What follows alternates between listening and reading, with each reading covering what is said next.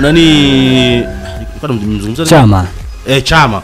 Lakini angalia Chama sasa kwenye kikosi cha timu ya taifa ya Zambia.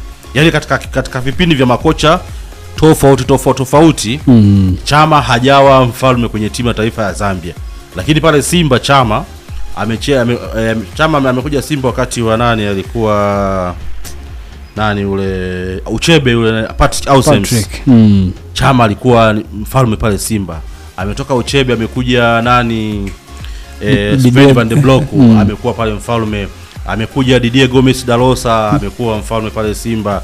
Amekuja hapa katikati akina Benchika Suya waliopita katikati wote hao Chama amekuwa ni akina Robantino.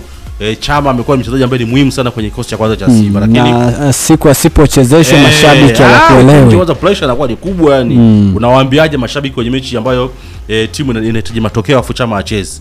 Lakini kwenye timu ya taifa ya Zambia Chama kuna wakati anaitwa, kuna wakati anaitwa lakini kucheza kwenye kikosi cha kwanza ni mara chache. Lakini kuna wakati mwingine unakuta alikuwa haitu kabisa. Kwa hiyo unaona ni namna ambavyo Yanga wanamtumia sio labda yani yeye ndo ni mfalme tena kama vile ambavyo alivyokuwa Simba. Unaona kwa mambo yanabadilika. Lakini hapa nimetoa mifano kwa wachezaji wa ndani. Lakini ukienda huko Maangani kuna mchezaji kuna mshambulizi mmoja alikuwa anaitwa Giovanni Eba.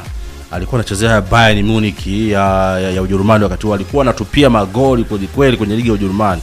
Sawa, lakini ukienda kwenye timu ya taifa ya Brazil Giovanni Eba alikuwa yani kumuona ni nadra sana. Mwingine alikuwa anaitwa Mario Jada alikuwa anachezea Galatasaray ya Uturuki Brazil moja. Alikuwa ni mkali kweli lakini kwenye timu ya taifa ya Brazil haonekani. Kwa hiyo ndivyo ambavyo mpira upo. Yaani unaweza kuona mchezaji fulani chini ya kocha fulani akaonekana kuwa muhimu kwenye kikosi, lakini kwa kocha mwingine anasema huyu kama ambavyo Juan Mata aliwahi kumkataa yani Mspaniola Juan Mata aliwahi kukataliwa na Mourinho akiwa kwenye kikosi cha Chelsea. Unaona yani alimuona kama ni mchezaji wa kawaida tu. Kwa hiyo ndivyo ambavyo hali ilivyo. Kwa hiyo sio jambo la kushtua kuona Musonda akawa kule Zambia anaonekana muhimu, lakini kwenye timu ya taifa yani kwenye timu ya taifa anaonekana muhimu sana, lakini kwenye kikosi cha Yanga anaonekana kawaida. Inategemeana na wachezaji ambao anashindania nao nafasi.